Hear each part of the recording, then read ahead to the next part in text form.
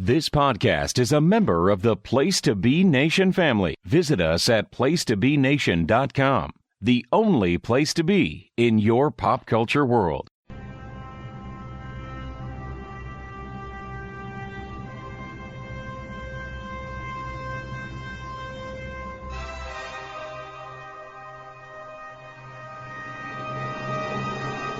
By popular demand, Place to Be Nation Wrestling returns to the Dirty South for Talk'n WCW, an episodic wrestler showcase designed to educate, evaluate, and entertain, with matches spanning the intimate stage of Techwood Studios to the heights of Space Mountain. Talk'n WCW presents the best, worst, and most surreal offerings from World Championship Wrestling. So cast your gaze to the Turnertron with hosts Jennifer Smith, Tim Capel, and Greg Phillips. Hi, welcome to Talk'n WCW. My name is Jennifer Smith. I'm here with the NXT to my Raw, Tim Capel. How you doing, Tim? Oh, wow. You just put me on a pedestal, my dear. I always do. Well, you should think much higher of yourself than Raw. Come on, let's face it. You could do much, much better because we are also an elite company here tonight. The AEW, Dynamite, to our NXT and stellar wrestling programs. You know what, Jenny? You're in the Tokyo Dome is where you're sitting right now. Oh, right. Yeah. Yep. Under those lights. Oh my God. But anyway, Mr. AEW, Mr. Dynamite himself, Greg Phillips, is our third man in the seat. How are you, Greg? Well, I'm good. I'm just glad you didn't stick me with Friday Night SmackDown. I was gonna say, like, how are you gonna give him SmackDown? Or we would listen. Never. I mean, Vince knows best. Ruthless aggression. WCW guys were just too green. Hey, look, Yeah, I saw that's a somebody... really terrible Bruce Pritchard impression, by the way. But... I saw somebody get their fucking throat torn out on one of those shows, so it's like, I'm okay with that. Yeah. Hey, on SmackDown? Yeah, like Shayna was went full that was vampire. on Raw. Yeah, it was on Raw. Yeah. Raw's actually been picking it up a little bit lately. I've been enjoying Raw. SmackDown is a little bit of a slog for some reason. Other than watching Hulk Hogan's face during the Bray Wyatt segment. I just love watching Hogan. Have you ever noticed? And Tim, you've probably noticed this through the years in WCW too. But Hogan, one of his tics is rubbing the chin. Yes. You know, when he's sitting there like trying to portray that he's contemplating something, and he just sits there and rubs the chin really hard, almost like you can see him mouthing the word, "Yeah, brother." Interesting. Yeah. Yes. I also love the gulp and the lip quiver. These are classics. When he's intimidated. He also likes to jut the chin out when he knows that perhaps the Giant or some large individual is behind him about to attack him. Large it's a classic Hogan move. Yeah. He also called Michael Cole Mike during the segment. You know, Mike, I'll see you Hall of Fame weekend, dude. I missed out, clearly. Man. You really did. What am I thinking? Anyway, but yes, I'm really excited about our show tonight. And, you know, it made me, when I was thinking about our topic tonight, it made me go, good God! Oh, yes. I don't think so. That is a somewhat... You know what? That's more of a Johnny B. Bad than a DDP. Really I was just thinking that. I was like, why is he talking about Johnny B. Bad?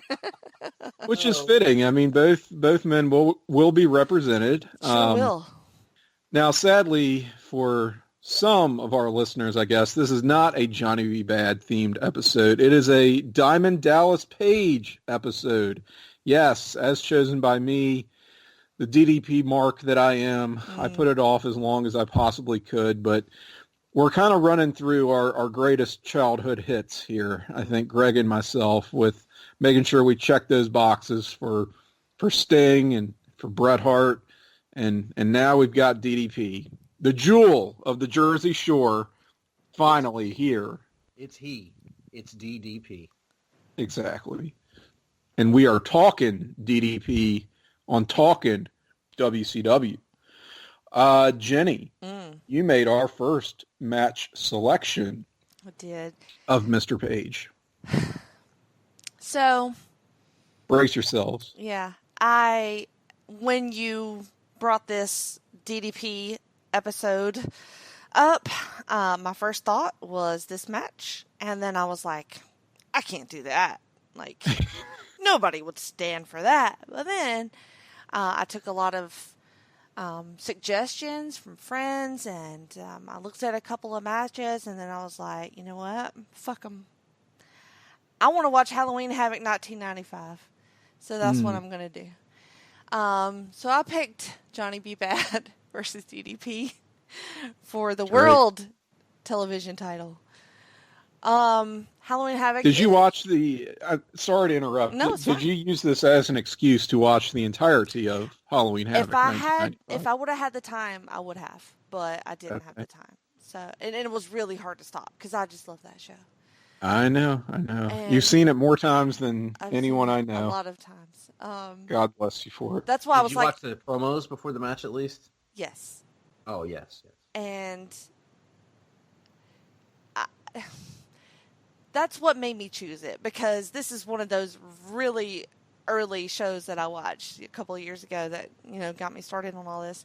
So I was like, I can't not choose this, and everybody's like, pick Goldberg, pick this match and pick that match. I'm like, well, but Halloween Havoc though, and nobody cared. But I figured I could at least make you guys watch it. Oh yeah, certainly. And the thing is, it's not really a bad match from a work rate standpoint. It's a perfectly nice representative match of where DDP was as a worker and as a character in 1995. Yes, absolutely. We get to see, and because of the match you chose and the matches that we chose, we really get a great sort of snapshot of DDP and his growth throughout his career. So I enjoyed this match. I hadn't seen this in many, many years. Well, I'm glad you liked it. So the story behind this, of course, we have Tony and Bobby on commentary, who I love. The story behind this is that Johnny B. Bad had won a chance to fight Sting. Is that correct? And yeah, the U.S. champion at the time. Yeah, the U.S. champion. And then he no-showed on the show. And then it was because he had a flat tire. And that idiot Max Muscle ruined everything. Yes, DDP. He actually got 2 chances during the show. To show up. Instead of just calling a forfeit like you do when a competitor doesn't show for a match, for a game, for whatever it is, they said, well, we'll give him a little bit more time here to get to the arena. And he still didn't make it. So that was it. He blew his chance. Right, and DDP thinks that he should have a shot at that title instead of Johnny B. Bad because which is reasonable. Right, he already is a TV champion. So, but Max Muscle, I don't think his name is Brain Muscle at all. It's definitely Body Muscle because he's an idiot. He's real dumb, and he says something about 4 flat tires. And Johnny B. Bad says, I didn't say anything about 4 flat tires. I said a flat tire. So, of course, I'm hooked into this angle, automatically. And why didn't DDP, if I'm DDP, as soon as I get up and regain consciousness from Johnny B. Bad hitting me. Oh, I almost slipped in. And Mark Mero, that's his real name. No, as soon as I get up, I'm firing Max Muscle's ass right there. For sure. What an idiot. Clearly. What he ruined everything. Did he not? Am I crazy here? No, he can't keep it together. He has no idea. Right. But instead, DDP brings him out ringside with him and Kimberly to this match. And boy, Bobby hates Kimberly so much. Just ragging on her nonstop. Oh, what's she gonna do? Turn in the cash card? She's a ditz. Oh, what's she gonna do? Shivani, turn in the cash card? Not gonna use that anymore? And then DDP has this like confetti cannon, which I feel like he stole that from Johnny. Yeah, he gets that from Johnny. So fun, just a little touch there that I think is like adds a lot to this, like that little mocking element, and then the imposter Johnny B. Bad comes out with a huge cape on, like a spangly cape, and it says "Have a bad day." And but that's not the real Johnny B. Bad, because the real one comes out and attacks DDP very sneakily, which I did like. Yeah. Use some trickeration there. Yeah, I like it. By the babyface. Getting his revenge. For I like that. I like seeing a babyface show a little humanity, acting like a normal human being. You know. And Johnny B. Bad is very passionate throughout this match. Like he's full of emotion, and I like that so much in a match, because he's angry, you know, and he wants revenge, but he comes out hot, and I love watching DDP bump around for Johnny B. Bad.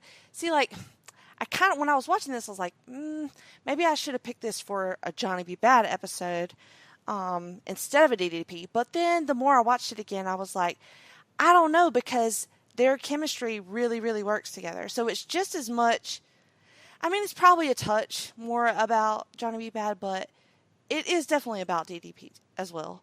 And they do a really good job at telling me that during the match. And he's just a really fun heel. This is, like I said, this is one of the first things that I like intently watched, and he's very fun to watch. Like, just from a lack of a better way to describe it, he goes all in. Like, he doesn't hold back. Like, I feel that from him.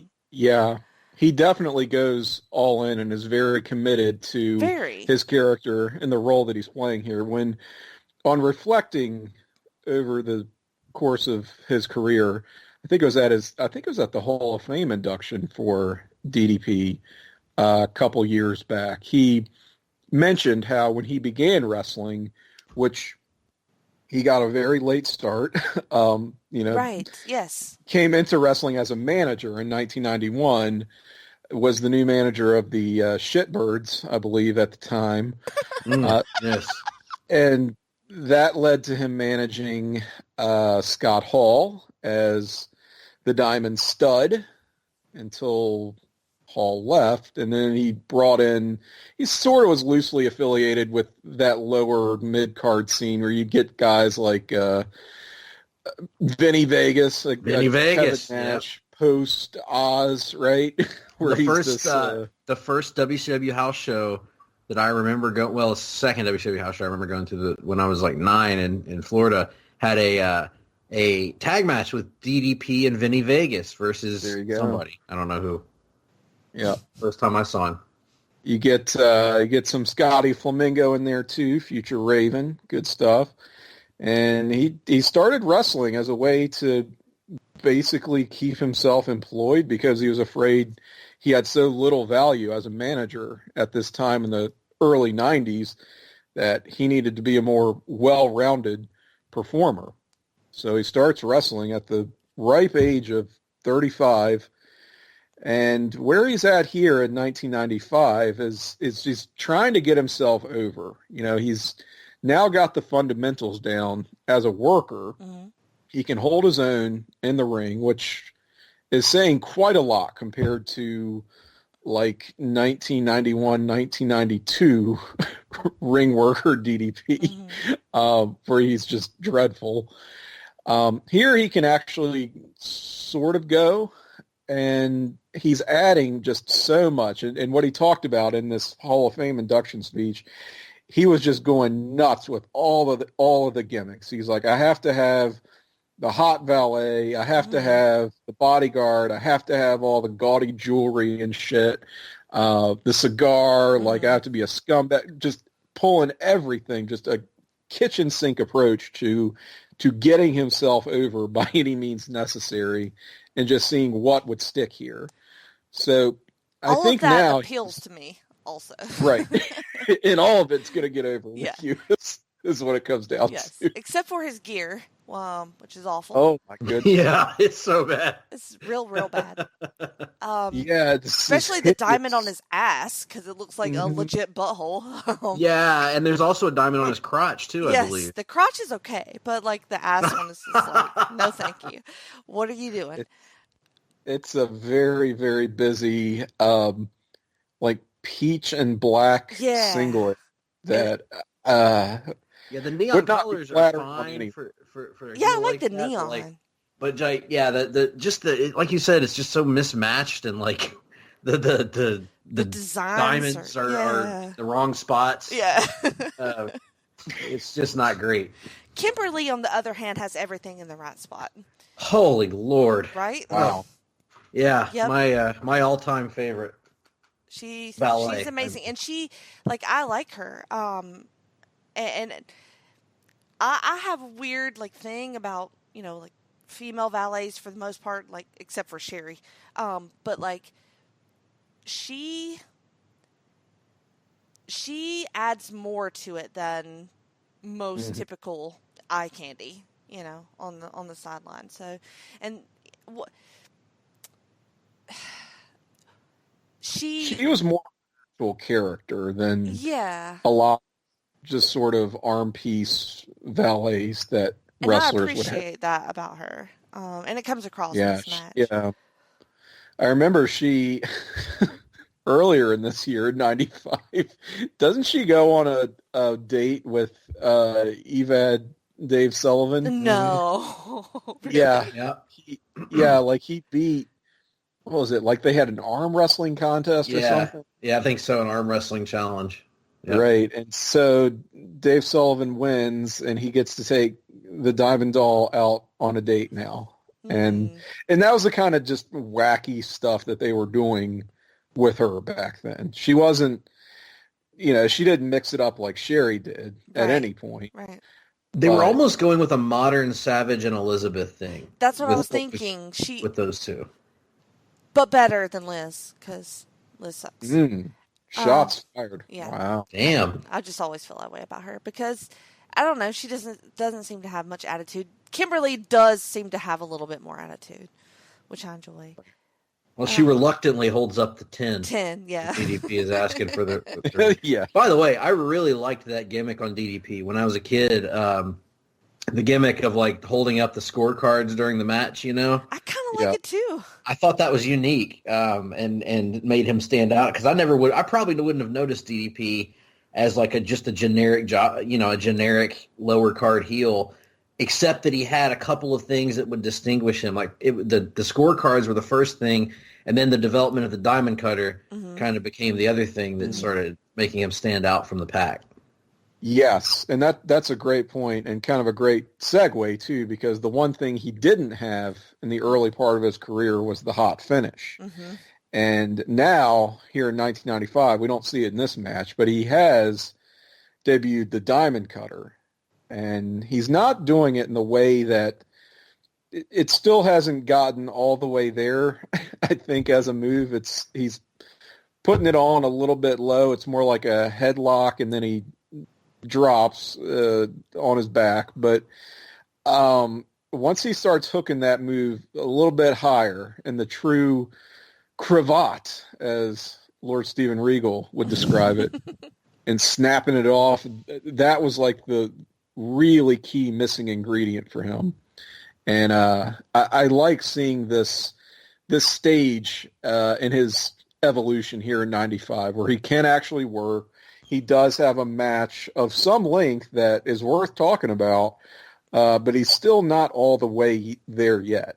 And we do have a great span of matches and years, and character babyface heels and character babyface faces. Let's talk about and let's talk about his theme music at this point. So, as I referenced earlier, his theme music at this point is a motorcycle revving up at the beginning. That's and then he yells out, he starts yelling out seemingly random things that don't make sense in context. Where he goes, "Good God!" and then it's like, and then it waits a second, and then he goes, "I don't think so." What doesn't he think? Why is he upset? Like what is going on here?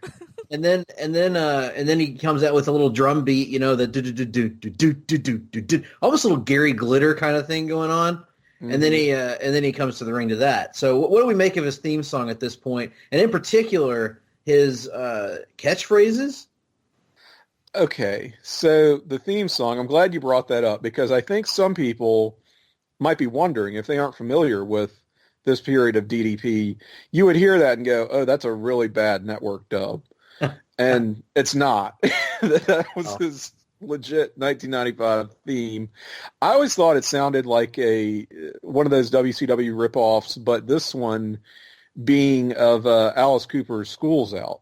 Just the guitar riff, at least at the beginning. It sort of has a weird breakdown as it goes, but yeah, so you've got that shitty theme, and the catchphrases, had he started calling... Okay, so DDP is always notable for his poor quality of insults, right? Hollywood is that what scum he's known Hogan. For? Yeah. Hollywood scum Hogan. Stevie Scum Ray.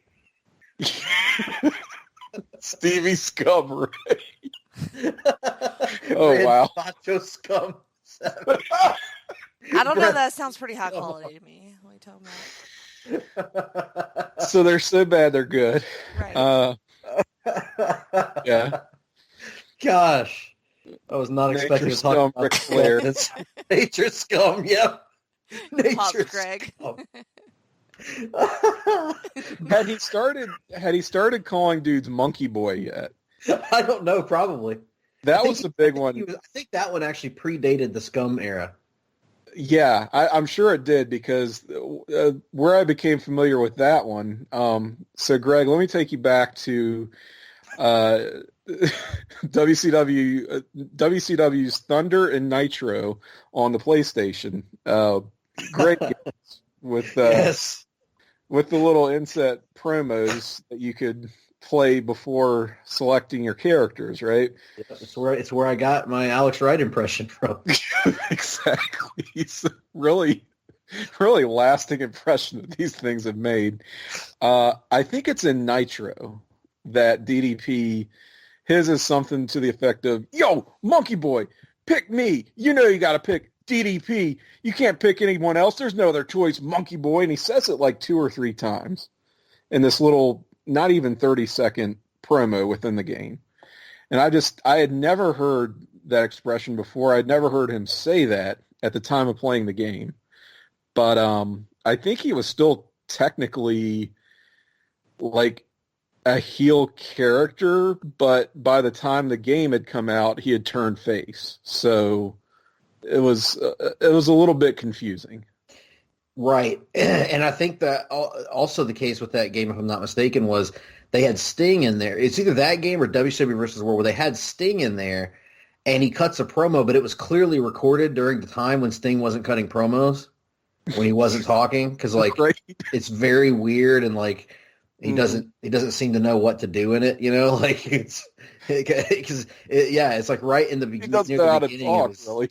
Yeah, it's during the beginning of him being in the rafters and all that stuff. Mm-hmm. And so it's, that's the same kind of thing. But I remember that insult too. And then by 98, by the Thunder game, he had kind of, gotten the babyface shtick down. So yeah, he had matured into calling everyone scum. Scum, exactly. Buff Scumwell. Oh. All right. So Jenny, back to the match. Mm-hmm. Aren't you disappointed you missed out on those great games in the late 90s? I really am. They were. At the very least, Jenny, after this show tonight, you can go on YouTube and they actually have videos up of all of the videos from Nitro and Thunder. And so that's really what you need to watch. Okay. Yeah. They're such trash. You'll love them.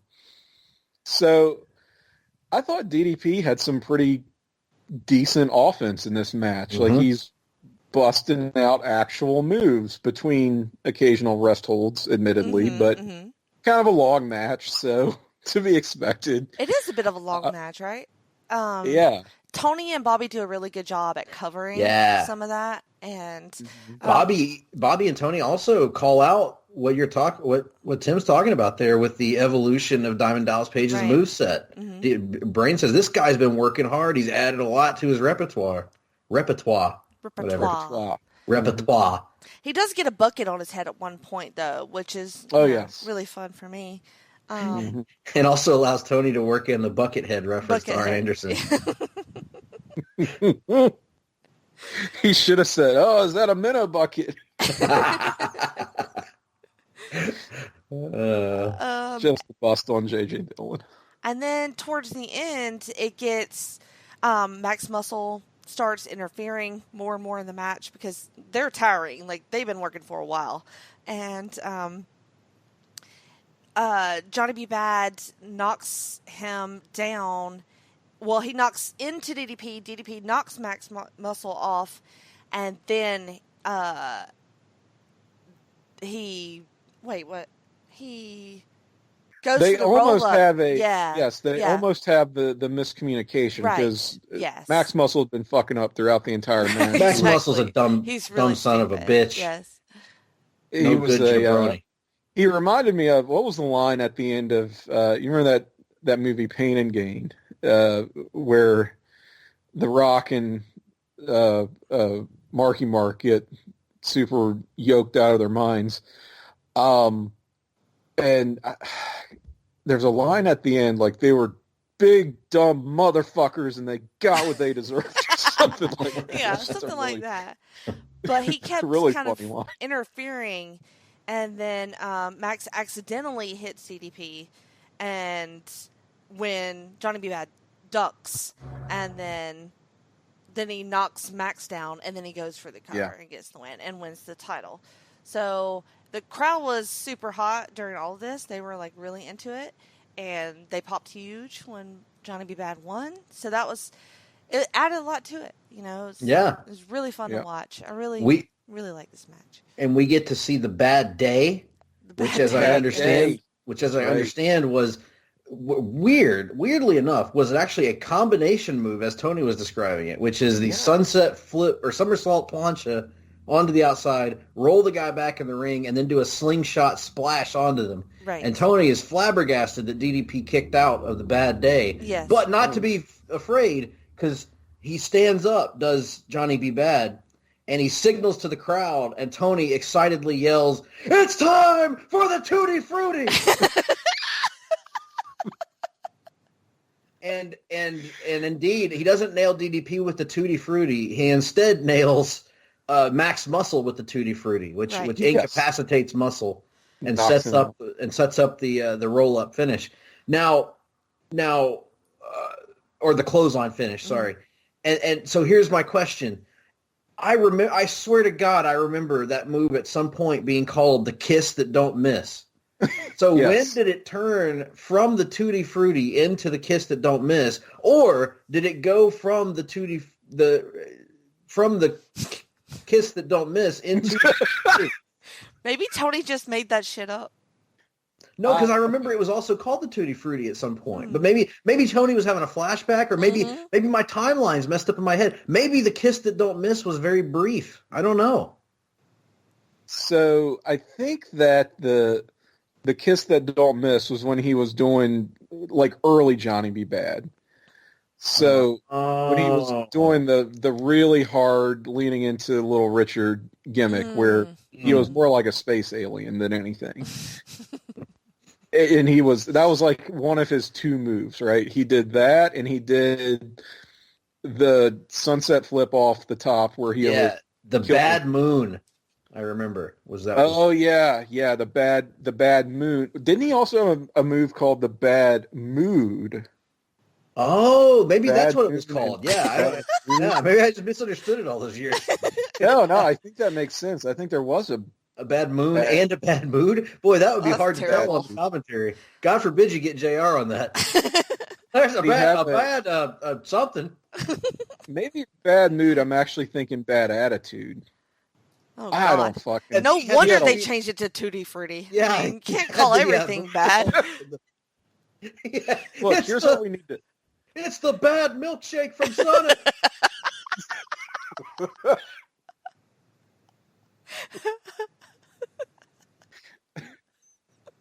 So what we're going to have to do now, because this is the beginning of a very storied feud here between Johnny B. Bad and DDP. Yes. DDP is going to lose his title here in this match we watched. They will have a rematch at the first World War III next month, and that is for the managerial services of the Diamond Doll. So we'll have to see what other bad moves Johnny B. Bad busts out in that match. And of course, they have the blow-off to this whole thing. That is at Super Brawl 6 in 1996 because Johnny B. Bad is going to leave for the WWF shortly thereafter. So we may just have to chronicle the whole thing here. Well, how does this match hold up against those other ones? Is it? I don't know. I haven't seen them You in haven't so seen long. them? Okay. No, I've seen them, but it's been quite some time. And I mean, they also had a match in '94. I want to say at Spring Stampede. So that I would have to assume is considerably lower quality than this one. I would just think so. Based on where they both were. It as well. appears from my, I don't remember their matches that much, but I do remember they were usually decent.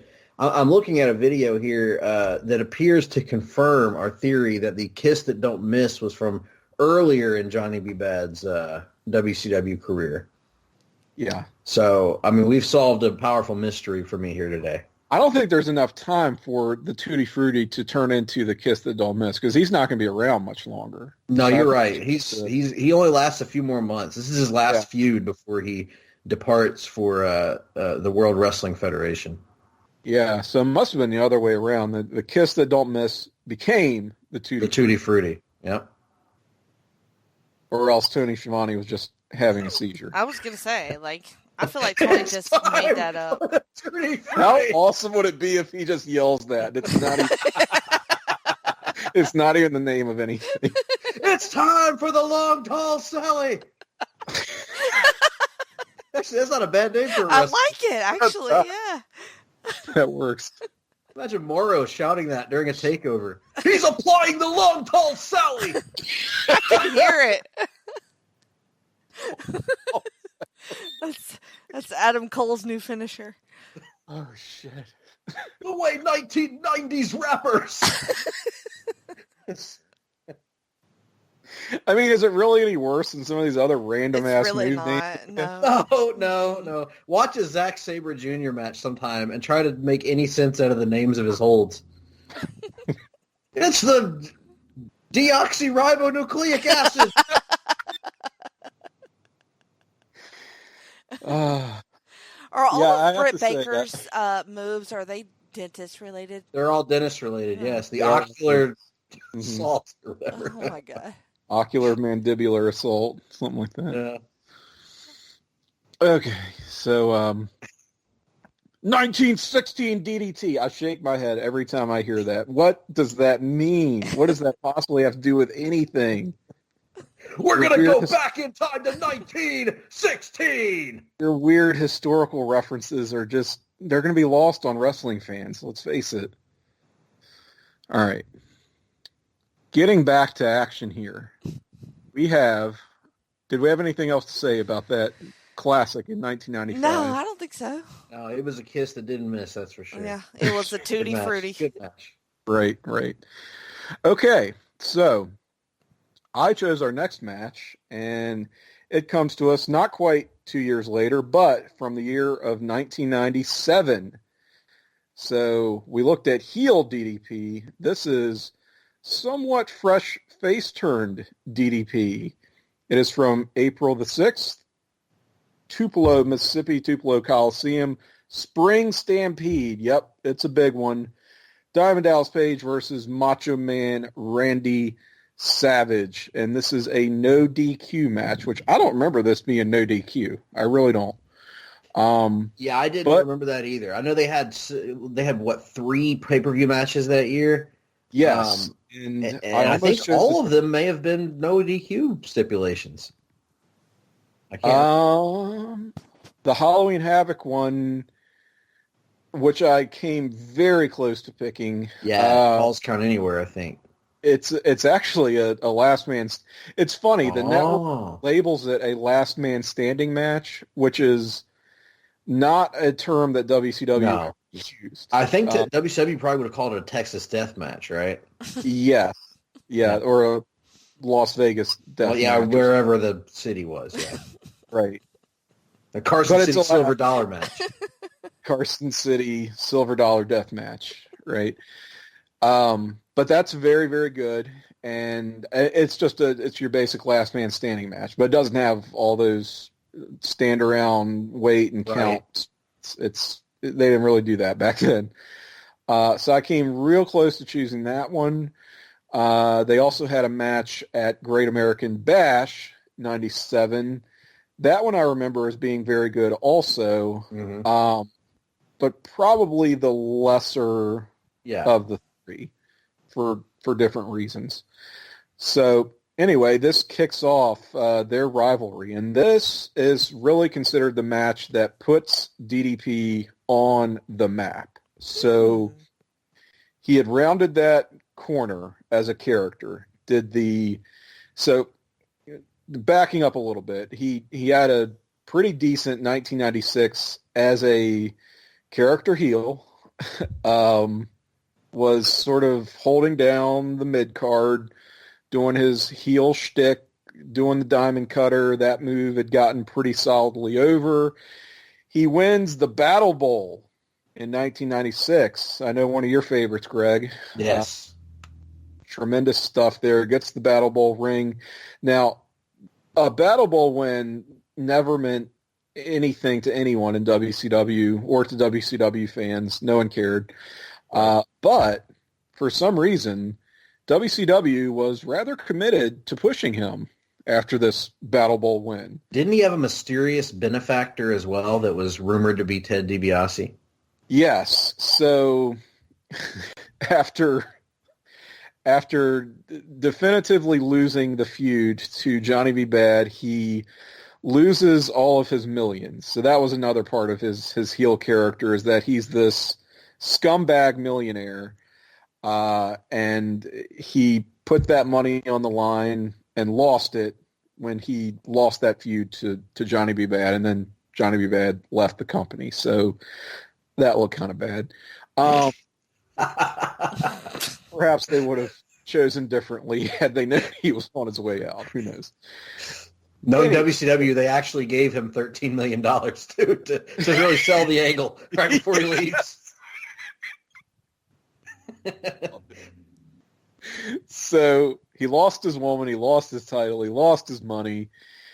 He's just gone from the penthouse to the outhouse, as Dusty would say. And now, what are we going to do? We're going to rebuild this guy. And I mean, this leads to all kinds of shenanigans where he's pawning off jewelry and pieces of his actual ring gear. So you would see guys like wrestling in Diamond Dallas Page's boots on WCW Saturday Night, just as a gag to sell this idea that he's that poor and broken and needs every scrap he can get.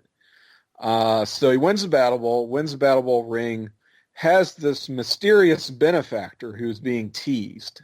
And like many of those angles that started up during that time period, didn't really get paid off because the NWO all of a sudden just took the world by storm. And nobody cared about what we were doing pre-NWO anymore. So we don't really get a proper resolution to who his mysterious benefactor was, but they had teased that it would be Ted DiBiase, the mouthpiece and manager and money man behind the NWO. So the NWO are making overtures, trying to get Page to join them throughout like late 96. And DDP is feuding with like Chavo and Eddie Guerrero. That's sort of where he's at on the card. And ultimately, it's a match at Starrcade 96 against Eddie for the vacant U.S. Championship. The Outsiders interfere, actually cost DDP the match just to send him a message. They're like, if you want to join us, you kind of got to eat shit. You got to pay your dues. And so they're still acting like they want him to join. It's looking like he's going to join them. And then they have that great angle. It was in February of 97. Where was that? That was in the New Orleans Superdome, wasn't it? Yep, Superdome. Not to be confused with the Silverdome. Right, brother. I want to say Andrew Reich, our friend, was in attendance for that. I believe that is correct. Yep. He talked about, yeah. So they do this this whole deal, the Outsiders. They invite DDP to come down to the ring to officially induct him into the NWO. It's looking like he's going to do it. They give him the shirt. Goes to shake Scott Hall's hand. Bam! Diamond cutter. DDP drops him. Dumps Nash out of the ring. And holy shit, blows the roof off the place, right? Because this is the first time anybody's really gotten over on the NWO. I mean, they had lost matches, but nobody had, double-crossed them and humiliated them. Yeah, it's like they used their own tricks against them and humiliated them like this. Exactly. DDP escapes through the crowd, and now he is this hot new babyface, and he's going to be like the latest challenger and perhaps the latest sacrificial lamb, because Randy Savage has recently joined the NWO, and they had this little segment on Uncensored 97. DDP's given an interview with Mean Gene. It's kind of uncomfortable if you ever rewatch this back. Kimberly kind of saunters down ringside, and DDP doesn't notice her at first, and she's spray painted and obviously very shaken up. She's been accosted in the back by the NWO. So Page flips out. Savage runs out, nails him from behind, and we get the great sound bite with Randy Savage going, "I'm going to give him a pile driver." Waving it off, because he's not going to do that on the concrete. But it always cracks me up watching that on Uncensored, because it's otherwise a pretty great heat segment, right? Oh yeah, I remember that segment I remember that segment for a lot of reasons, and that's one of them, is that it was an extremely effective segment at really cementing DDP as an underdog babyface and Savage as a scumbag heel, because it was hard to boo Macho Man, really. Yeah, well, and they gave the you a reason. Fighting the NWO for so long was Savage, right? And he disappeared after that Halloween Havoc match with Hogan. Came back, you weren't really sure what his deal was, and then he has the turn at Super Brawl, and you're like, oh great, another one, right? It's another defection to the NWO. And then they had to give us a reason to think of him as a scumbag, because it's Macho Man. Everybody wants to cheer Macho Man, no matter what he does. And so they did that with this segment. They really gave us a reason. They also introduced Kimberly in a new role to the world as this real person, not the Diamond Doll, not a side piece to stand there and look pretty, but an actual person behind that. And humanized DDP in a way that we had not seen to that point. Mm-hmm. Mm-hmm. So once again, she is adding a lot to his act, having this, as you said, very humanizing influence on a character who had been kind of over the top prior to this point. We're now getting a more down-to-earth DDP, where he's going to become the people's champion, right? And that's where we're headed here. So the match is on, and it's Spring Stampede. I remember they talk about, again, another DDP story that he tells going into the match, like, how are we going to do this? And both DDP and Savage are known for wanting to very meticulously lay their matches out to the point of just rehearsing what they're going to do so that there's no surprises. They both work that way independently. And you wouldn't expect that, especially for Randy Savage. Yeah. Right? And apparently I don't know that he did it for every match, but certainly for his big matches, that was his preferred approach. Same story with DDP. Like, he would even videotape his own matches back then to critique and see what he did wrong, see what looked good, what he could do better. Was always very committed to getting better. And I guess he and Savage just really clicked, and they're trying to decide how are we gonna finish this match? Like, what's the end game gonna be here? And as DDP tells it, Randy Savage rubs his chin, not unlike a Terry Hulk Hogan Balea. Says, "Think I want to take the diamond cutter, yeah." So, diamond cutter, you go up, yeah. So this is huge, because this is Savage saying he's willing to do the job. And when you got a guy at that caliber, take his finish, put his finish over, put him over clean.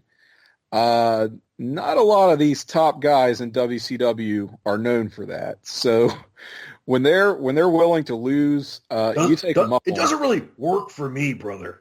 Well, I mean, he did work with Hogan for like a long fucking time, so it seems like he should be used to that shit. used to taking finish. That's Hogan. Yeah. Getting pinned. Yeah. I'm just saying. Yeah. You would think, but there's a pecking order, you see. Mm-hmm. And, Guy, I was talking about Hogan and talking about losing people. I have to do the classic story of the alleged. I don't know if this ever happened. This was the alleged internet rumor and hearsay and all that stuff. The conversation between Shawn Michaels and Hulk Hogan heading into their SummerSlam match when they lay out the series. And it was originally supposed to be Hogan wins one, Michaels wins one, Hogan wins the last one. So Shawn pitches, okay, all right, let's do a series out of it. What if I win the first one, get some heat, you come back and win the rematch, and then you come back and win the third match. And then Hulk goes, I like the way that sounds, brother, but I got a better idea. What if I win the first one, I win the second one, and I win the third one? I want to be in the room when that happens. I mean, it's not surprising at all. It sounds just about right. kind of sounds like what his approach to the Ric Flair matches in '94. Yeah, I know. Yeah, I like the idea, dude. I like the idea of working with the Nature Boy, kind of picking up a little steam here. But here's the deal: I'm gonna beat him the first time. All right, we're gonna do an angle where I beat him by count out. Then we're gonna do the match at Havoc, and here's where it gets good, brother. That's when I go over finally, dude. Yeah. I turned Hogan into Savage there at the end, but it kind of happens naturally. I mean, I'm getting prepared. I'm getting prepared for Macho's pre-match promo leading into the DDP bout. Oh, I'm so glad you brought that up. So it's a nice touch here having Savage. They're just following him from the backstage area out to the ring. Not something they did all the time, but it's pretty cool here. And he's got Miss Elizabeth with him, of course. They're in full NWO regalia. Looks spectacular, by the way. Yeah, I love NWO Savage and Liz so much. Yeah, me too. I even love like this is so stupid, but the bandana and the glasses with the lightning bolts. Yes. And it looks like they're connected. Yes, I was very confused by that during the backstage part. I was like, what the fuck is he wearing on his face? Like, how's he seeing? So awesome. So awesome. It is great. And they even add, like, he comes out to the NWO music, but Yes. but they add the, ooh, yeah. Yeah. And he's coming to the ring, and the first thing that I hear out of his mouth is, I'm going to moisturize the bum. Yeah. Moisturize. Well, you know what else he's going to do? So on the way out to the ring, he's telling Liz all the things he's going to do, and he's kind of planning this impromptu victory party now. I'm going to invite a lot of women, probably 14 to 22 women. You got a problem with that? I was like, what? You got a problem with that? Yeah. Getting a little jealous, maybe? And she just goes, no. She's awful. That's why. But anyway. No. Not a problem. I like it. Not a problem. I like it. Yeah. We used to be married. Now we're not. I get it. Yeah. Just testing the waters a little bit there. Yeah. One thing leads to another. Maybe we get back together. No, that's fine. Yeah. Everybody on the bus. Savage is one of your underrated impressions, Greg. Thank you. It really is. I've been told that before, and I never really gave it much thought. But No, it's great. He's just fun to do because of He's just crazy. You can say anything. Because he Yeah. would say anything. He would say things that were so off the wall. Like, what are we doing right now? One of my favorite things to watch on YouTube ever is him on Arsenio Hall. Oh my God, I've seen that. It's so amazing. Yes. It's just fantastic. Who was the famous female actress that was on there at the time? Oh shit, yeah, she was like, what the fuck are we doing? Morgan Fairchild. Morgan Fairchild, yep. Are you looking at what you think you're looking at? Yeah, you are. That's me. Yeah. Don't get too excited sitting over there. Yeah.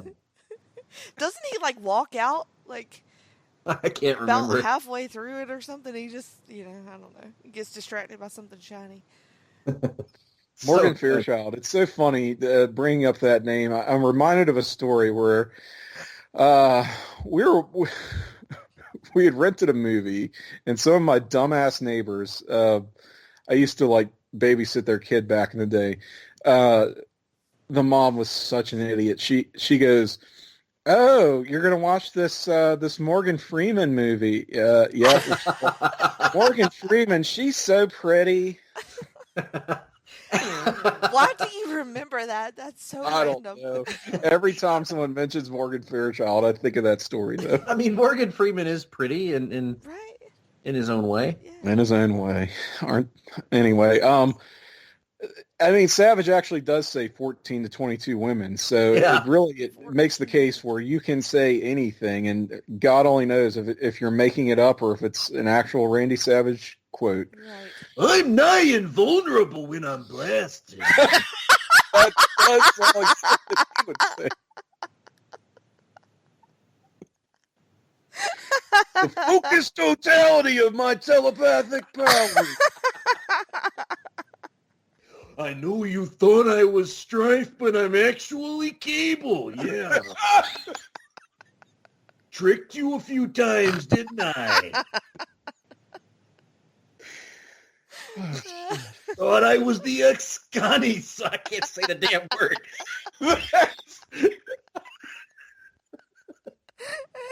Oh, shit. We're really mixing our metaphors here. We are. Crossing the stream. Tears in my eyes. Oh my God. Okay. I was We're not trying to ready for watch nigh it. and vulnerable when I'm blasted. No. I was not not ready. ready for that. Was not ready for these two worlds to collide. That's the way Two this- great tastes that taste kind Great. of strange together. So Savage and Liz are out there. We get a promo with Diamond Dallas and Kimberly backstage. Not Kimberly's finest promo, but Yeah, awkward. Nonetheless, It's a little bit stilted, but I kind of thought it worked for what they're going for here. Where this is a big moment for both of them. There's a lot on the line. They're very nervous, and you're not going to be your most composed, your most eloquent when you're in that state. So it sort of serves this match and what they're trying to get across. So I didn't think it was, well, it's certainly not a great promo. It's a fitting. Jean is excellent here too. Yes. And she says, "I'm just going to let it ride." Oh, I like the sound of that. Exactly. So she's going to let it ride, and they look awesome too.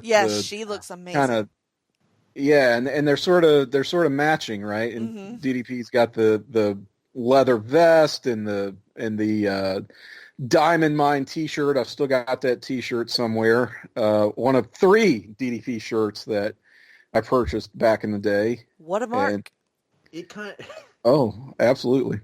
Hey, it's kind of weird to me to see DDP as a babyface wearing the tights because I when I picture babyface DDP in my mind, I picture him with the jeans and the taped up ribs. Yep. And so it was strange to see him in his actual wrestling tights. Yep. We haven't gotten to that just yet. So he's still actually wearing tights. Looks like a wrestler and not so much a construction worker. Right. And I love like the blue trim on the vest. Yeah. And on Kimberly also. She looks his gear at this time is fantastic. He's improved it so much over the previous 2 years. Yeah. Finally got that together. So the match is kind of off to a slow start, I thought, for what this is. It's kind of that criticism that you make about how guys who are locked in a blood feud and then lock up, go to and they just tie up. It's not that bad, but there is a little bit of stalling, you know. But it's not quite as hate-filled as you would expect. It's not as hate-filled as you'd expect. And I think that was just par for the course with these NWO main events back then. They all sort of adhered to that kind of structure. And to be fair, this is their first match in a series. Like they're gonna keep this going for the better part of the year, really. I mean, it doesn't wrap up until Halloween Havoc. And we're just in April at this stage. You've got Page gaining that early advantage, and Savage blocking a diamond cutter. He takes over. They do some brawling outside and around the arena. I thought that stuff was better than it usually is, where it's just the kind of walk and punch type of, Oh, yeah, they look like they're trying to do damage out there. It's ECW reminiscent to me. Yeah. What appears to be a shoot trash can comes into play. Looked like there was some gross shit in there. It did. And Savage, hesitates picking it up. Like, ew, this is fucking gross. Ew, a Band-Aid. There's trash in this trash can. And then DDP's like, whatever, and then hits him with it. They're going for it and head back to the ring. Like, this doesn't go on for too long, which I appreciate. They go back to the ring, and it's somewhat even for what it is, like the body of the match within the ring itself. And we go into sort of the extended finishing sequence with what I thought was tremendous. Savage giving Mark Curtis, the referee, a pile driver. Oh, Mark Curtis! I hope he got a raise that night. My God, he got that ref bump. He takes, and before that, Savage gives him an open hand right to the face. That just looks awesome. Just looks awesome. And Curtis looks like he's out on his feet already at that point, just from a slap, which was a great sell. I mean. Great sequence here with Curtis and Savage. Savage all over everybody, during this match. The ref, Pinzer, Buffer. It's just like, nobody is safe.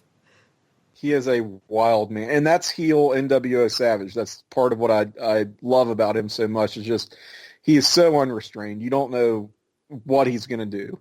He's so understanding and wild and entertaining that Bobby actually forgets that he's supposed to be rooting against the NWO. And he's like, hey, there's nothing wrong with that. That's your style. Go with it. That is true, yes. And I think in their rematch at Great American Bash, I think he gives that referee a pile driver, too. I'm going to give him a pile driver. I'm going to give him a pile driver and actually do it. So, yeah, takes out the referee. Goes for the big elbow, which he hits. Mm-hmm. Of course, no one's there. Awesome.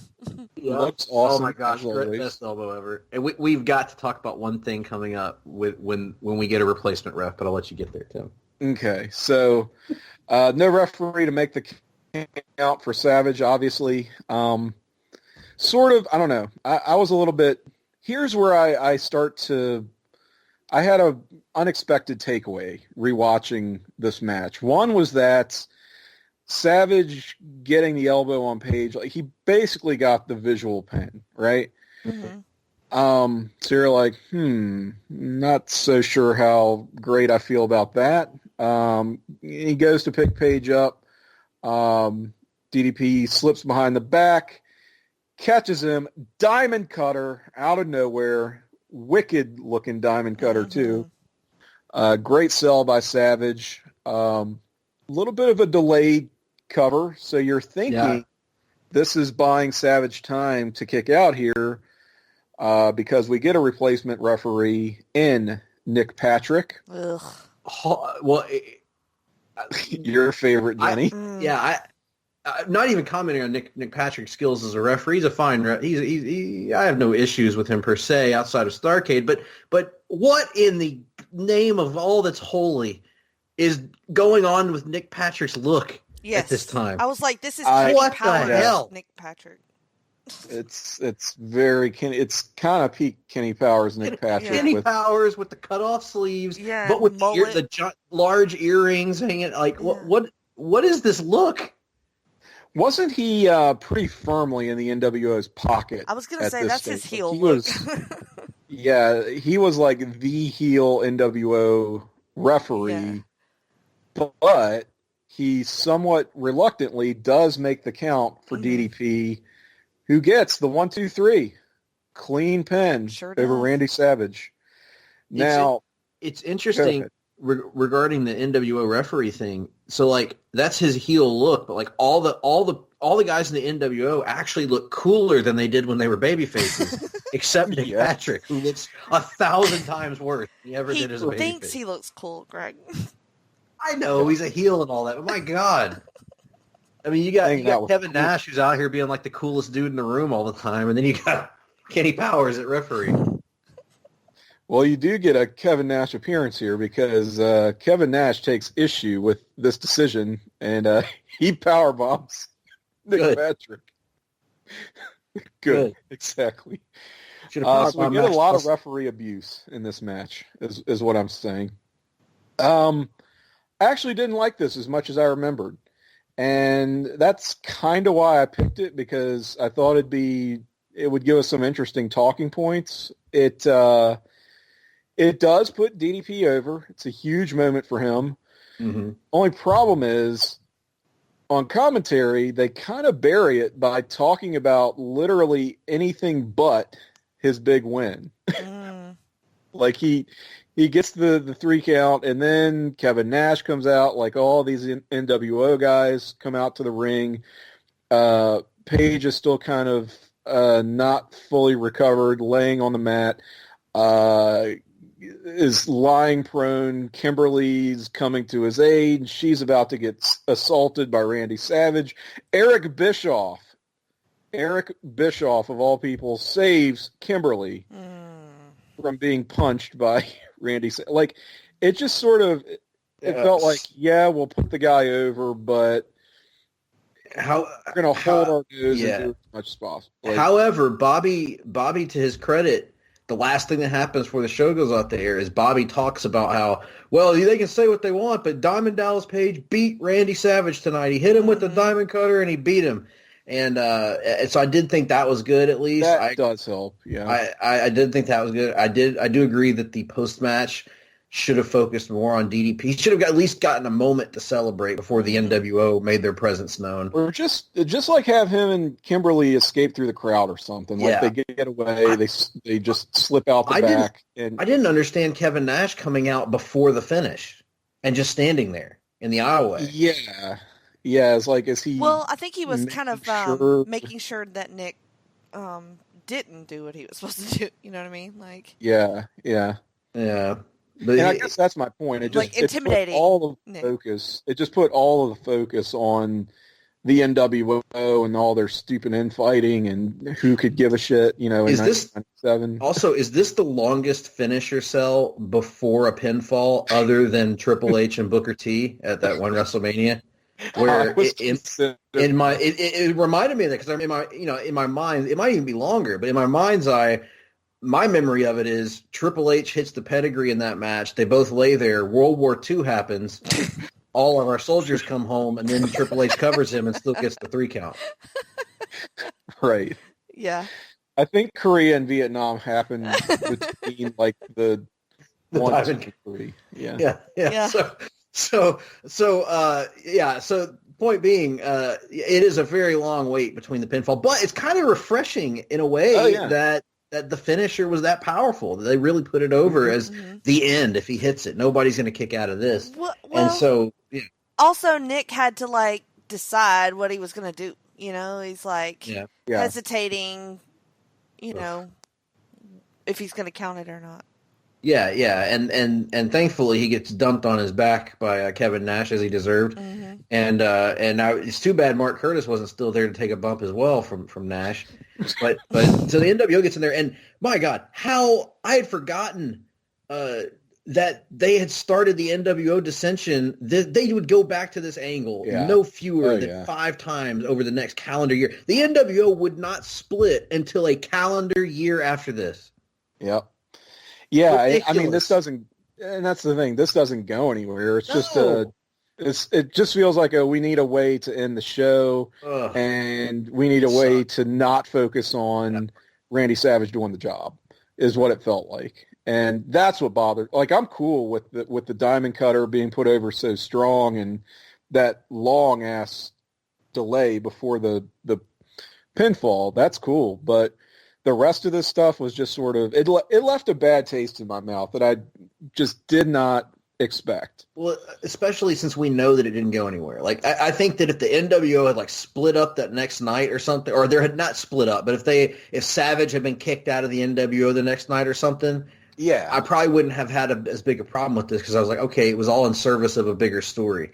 But this really wasn't serving a bigger story. There was no bigger story being told. The big long-term story was Sting is coming. But that was not factoring into this. The crowd, by the way, is chanting, "We want Sting" for, what feels like an eternity. No Sting appears. So that was also, too. If they had ended the show here with DDP surrounded by the squabbling NWO, and now Sting drops down and cleans shit out in the ring, okay, that would be pretty cool. But that'd be pretty cool, yep. But they chose not to do that. Even if you're gonna do this epic beatdown on DDP, do it like the next night, and he gets the beating of his life. But give him at least one night. Let him at least soak in his victory here. My God, we're not even talking 24 hours. Just give him that much. It's weird to say because this is probably my favorite year of WCW is 97, but the pay-per-views often had just horrible, depressing endings like this. They just don't. And that's not to say the match was terrible. The match was a good match. I agree with you, though. I mean, it's a very well-worked match. It's very good. It was not as good as my memory of it was. I will say that. But it was very good. So, anyway, Jenny, what was your takeaway from all this? No, I agree with you guys. I really like the sort of ECW flair in the beginning part of the match, and then of course the Savage elbow is always fun to see, and I really liked when he kicked Pinzer out of his chair and then used it on DDP, and then went and got the ring bell. Just everything coming into play. Yeah, just weapons, in general, I like a lot. But yeah, Nick Patrick sucks, and yeah, I did not like that ending. Bischoff playing the hero. No, thank you. Miss me with that. What were they thinking? That I was can't. atrocious. I was like, because I saw it, and I'm like, surely that's not what they're doing. It was like, and I get it. I mean, he's playing the executive. He's thinking about, he doesn't care about Kimberly. He's just worried about lawsuits. That was the kind of, but just don't even do it. Don't even have him out there if that's what it has to come down to. Not that I want to see Savage beat Kimberly or anything, but like, sure, just somebody other than Eric, just because I hate him personally. Right. And then Dusty at the end says, "You better call somebody," which I thought was hilarious. But yeah, I mean, it was a good match. I liked it a lot. Always fun to watch Savage. Okay, very good. I appreciate the compliment. I am the best there is at what I do. And what I do isn't very nice. No. All right. We have one more match. We do. We sure do. Before we start that, I'm going to read real quick the things that are happening right now on the wrestling feed. So, yes, tonight, episode 2 of PTB NXT. Me and you, Tim, we had a new episode with Jake where we watched 3 episodes of NXT TV from January 2014. And that is a pretty lengthy episode because we're still finding our groove with that show. It's only 2 episodes in, but Jake is a great host, and we just have to learn how to make our podcast shorter than the actual shows that we watched. Look, we're all from the South. We're all from the South, so that's going to come through on a podcast. I think on this show we talk about 3 matches, just 3 matches an episode, and we still go long. That's true. You're right. We're talking about 3 entire shows. Good Lord. Yeah, it's lucky it wasn't a 5-hour show, honestly, but it's good. It's a good show. Speaking of good shows, I had a new Extreme 3-Way Dance with me and JT and D'Amato. We watched November to Remember 1994, which is also a really good show, so check that one out. On episode number 142 of the main event, Scott, Nate, and Steve previewed NXT TakeOver Portland and did another installment of New Japan Classic Match Picks. On Wrestling Warzone number 36, JT and Chad break down an exciting week of Raw and Nitro from 2/19/96. We also had a NXT TakeOver Portland reaction show, Tim, with me and you and JT and Jake, in which I declared the show a 10 out of 10, spoilers, but there were some arguments to be had about that, so listen to that reaction show if you haven't already. And then on a new No Holds Barred, JT and Aaron rank every February WWE pay-per-view and a Listomania. And then in a PTBN wrestling special, Scott reveals his number 50 through number 1G WWE matches. Also, be sure to check out the PTN Pop feed, littered with great content and tremendous shows. That includes the final episode, number 200 of Hard Traveling Fanboys, which was very emotional for me. Greg, would you like to say anything about that episode? Yeah, so it was emotional for me too. Emotional for my co-hosts. We just hit 200 weekly episodes. Didn't miss a week. Never missed an opportunity to put our comic book show out there on the airwaves, and we finally hit a point. If you haven't had a chance to listen to it, give it a listen. It's not a very long episode, and kind of we spill our guts on how we got to this decision that this was a good time to walk away. We may come back at some point, but we kind of reached a burnout point quite some time ago, and wanted to hit 200 for a personal. Sort of a personal reason. We've always quit everything that we've tried to do creatively, and so we wanted to have this thing where we had a goal, we set the goal, and we achieved the goal, and we did that. And had a lot of fun along the way, had a lot of great guests like the two of you that came on and helped make the show what it was. And so anyway, hopefully we've made some kind of positive impact on somebody somewhere. So hopefully if anybody's ever listened to the show, they enjoyed it, and we may come back in the future at some point. But thanks to you guys and all the people that have helped us out as guests over the years. It's been a lot of fun. 4 years. That's amazing. I mean, like, That's remarkable. Yeah. It is. Without a break. Just, God, 4 years straight, 200 episodes weekly. I can't imagine. Can you imagine trying to do this show weekly? Good Lord. Oh, fuck. No. And you know, it's my favorite podcast, you know, ever. So it's just like gone, and that's sad. It's very sad to me. Just the way everything must die eventually. It's my favorite podcast, and it's gone. It's gone.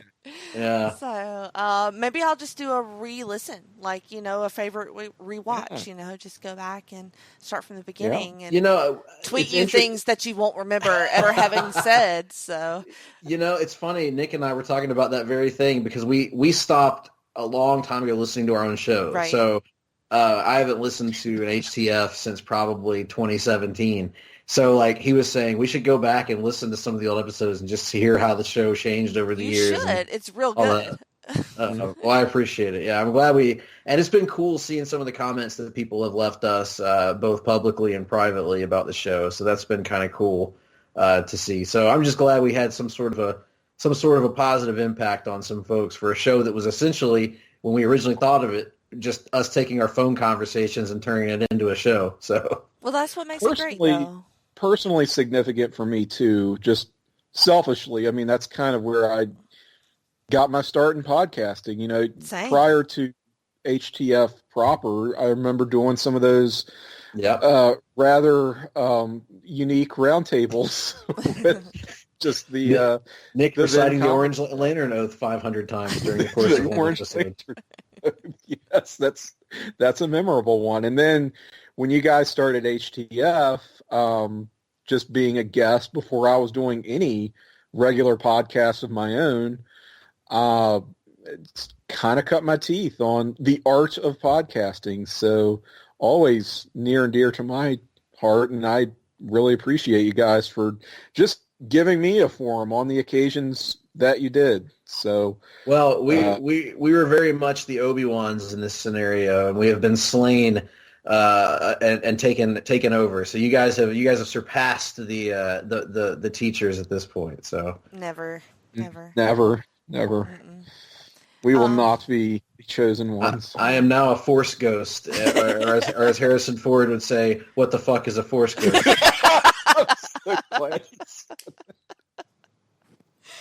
Well, there will be a hole. Force ghost. There will be a hole in the pop feed for a little while. So I'll just say that. But there are also other shows you can listen to on that. The Glenn Butler Podcast Hour Spectacular, The Year in Pop, Laugh in Theater, DC4U, The Great Debate, Marvel Age, the Brother Sister Rewatch Podcast, and much more. You can also listen to my feed. It's called The Jenny Position, so you can find Geek and Sassy, Talking Pop, Freak Out Driving, Telling Stories, The Journey Through Infinity, and anything else that I make. We have also kicked off our 2020 stretch project, which is determining the greatest WCW match ever, which is relevant to our needs here. Mm-hmm. I already know my number one, so just got to figure out the rest of the 99. And you have all year to do your research and build your list. So you can go to facebook.com/GWCW matches, or go to the Pro Wrestling Only message board to see all the matches and stuff that have been nominated for that.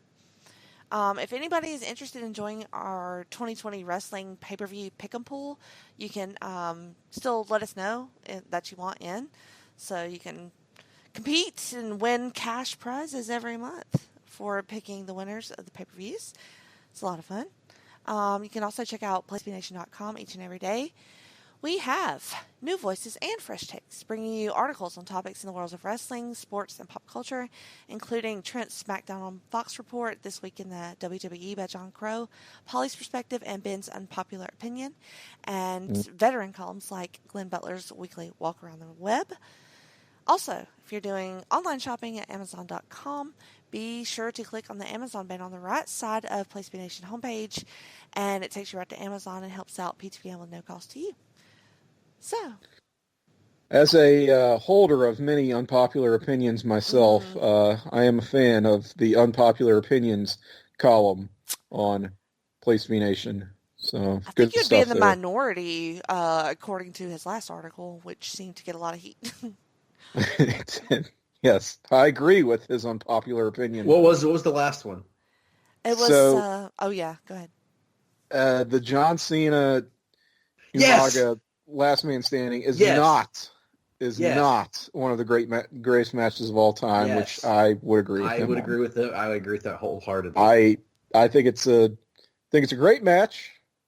Not one of the Sure. greatest matches. No. I've always thought that. Don't man, get you it. Can, if anybody is familiar with the old CWO, you can go back and I can prove that I've always been, okay, the match is, objectively, the match is good, but you'll never see me praising it to the degree that others did, but even back then. I've never gotten the big deal. That's what I was wondering. Like, that was one that kind of came out of the blue, and I was like, have people always held this opinion? Like, I don't remember, or just within my own circle of friends, people talking about that match just more than others. And I feel like it got brought up like in like mid 2000 as like John Cena was on this stretch of like, he was on a stretch of what many were calling great matches that I was calling good matches. And so like it created this sort of reputation for itself that in time has kind of magnified. I feel like now it's this like, which, I can't say much. I'm a guy that I think the Ron Garvin and Greg Valentine match from the Royal Rumble where they try to pin each other even though there's no pinfalls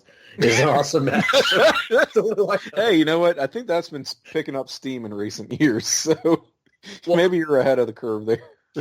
Speaking of the GWCWE ever project, and this is just spitballing, we haven't even talked about this. We should do something as the year progresses where maybe we work with this somewhere where like maybe we unveil our, at the end of an episode or something, we unveil our next 5 picks on our list or so. I don't know, some kind of thing that we can work out when it gets to that time. But I'm good with that. I like the idea of this project kind of coinciding with our podcast because that's kind of our wheelhouse, if you will. Yep. I'm a big fan of that. We could even do like a, as the project winds down, we could do 3 matches, each of us, our favorite, our number 1 for GWCW. There you go. I like it. I wonder if we would have. Yes. Well, one would be a repeat. One is already been talked about. Yes. So we could do your 2, though. Okay. Yes. Well. Or just talk about it again. I mean, whatever.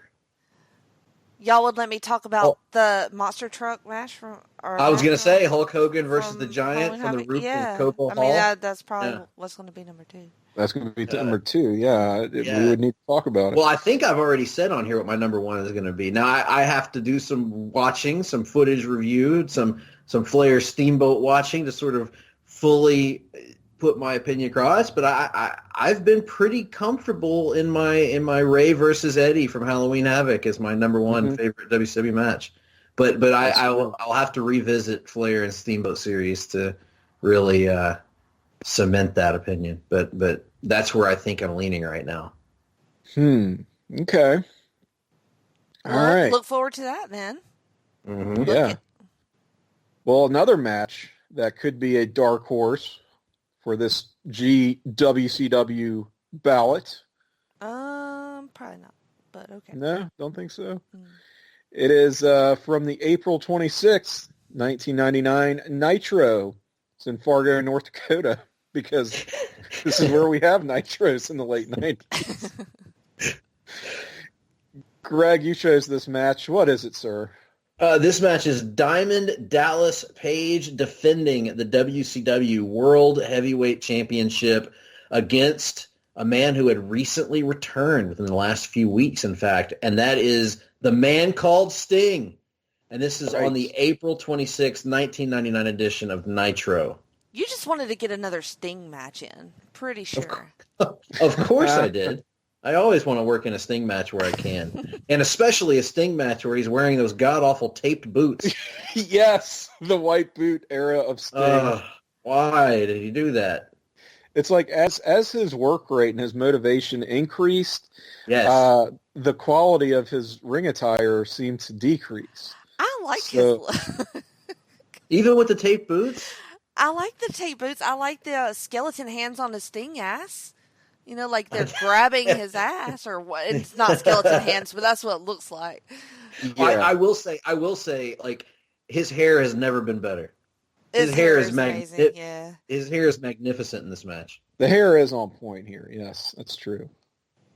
Like it's rocking from that team, and his physique is great. Like he came back. This is one of my and Tim, I think I've told you this opinion before, but this is one of my, as a Sting fan, sneaky favorite eras of Sting. When he first comes back in '99, he's like refreshed in a way that he hadn't been the whole time post Crow. He is athletic. He's got the damn tan that apparently Eric Bischoff thought was so goddamn. He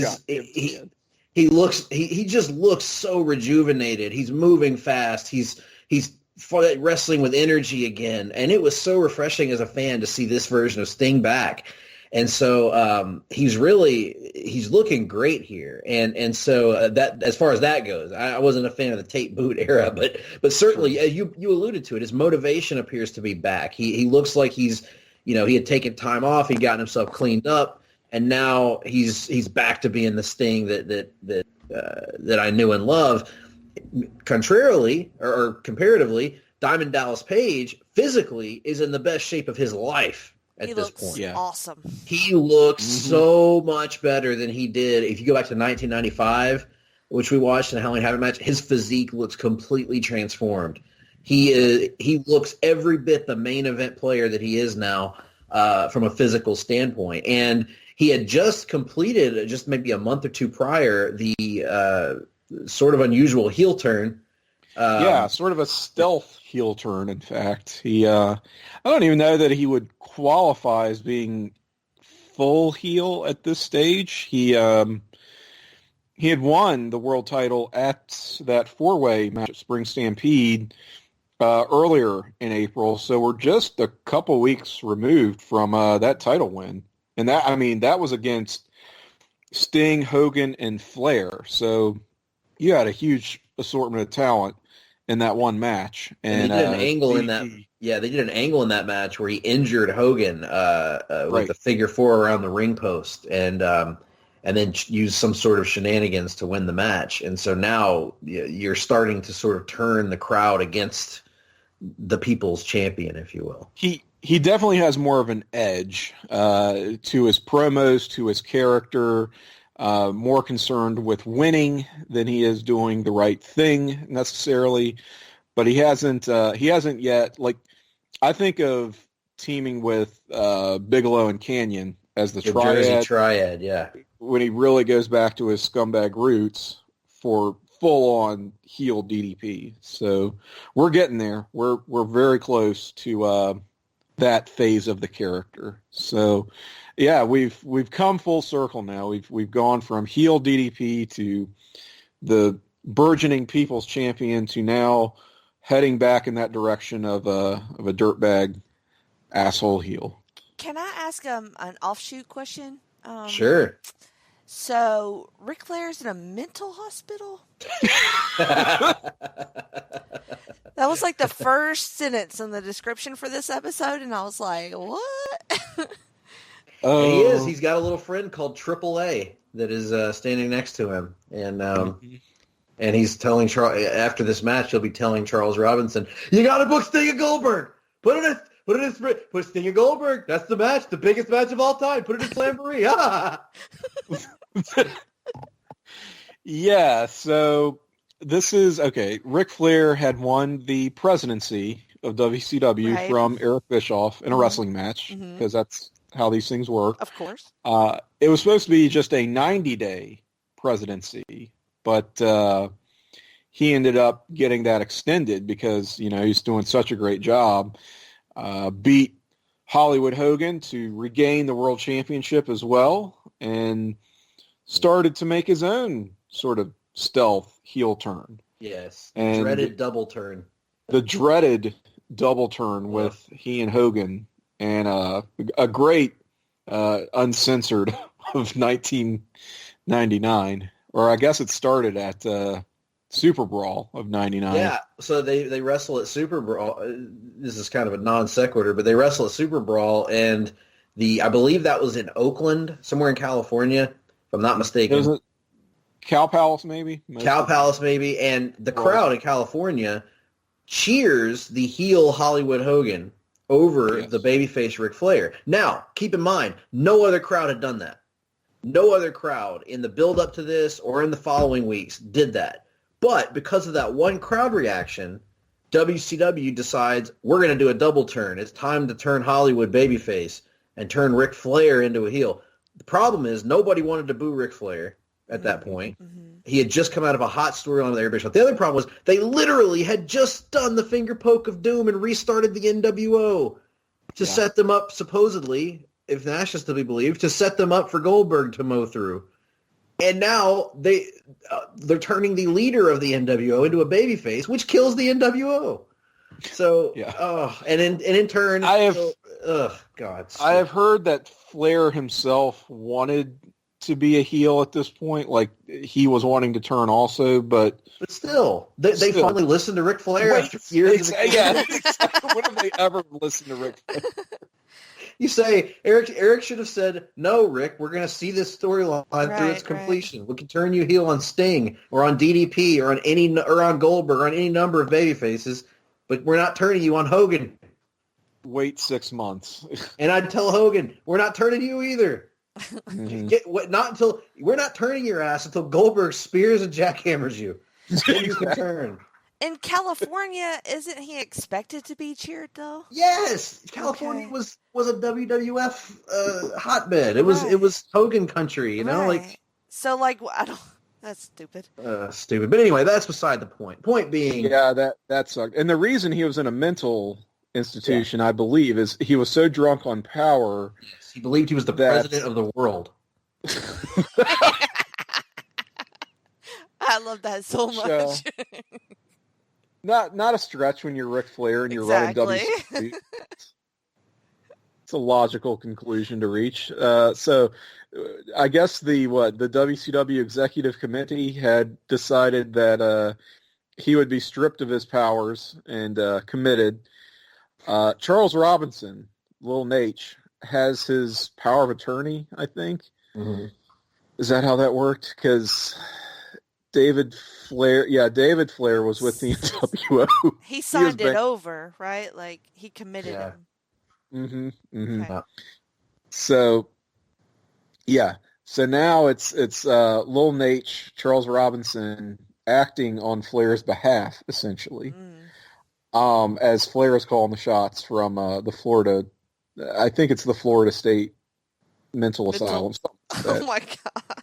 That's what they called it. Yeah, they throw up a graphic whenever they show footage from his stay there. And Scott Hall has a cameo at one point. Mm-hmm. Appropriately enough. Mm-hmm. All right. Well, let's get to the match then. His last WCW appearance. So, okay. No, it wasn't. He comes back later in the year. Anyway. The match is better than I remembered, in fact. And it's sort of parallels, or it's an inversion. Okay, there's a fancy way of putting it. It's an inversion of a match that the two of them had about a year earlier, 1998, on Nitro. Yep. DDP was the U.S. champion challenging Sting for the World Championship. Spoiler alert, both matches have the exact same finish. Yep. But this one is much, much better, I thought.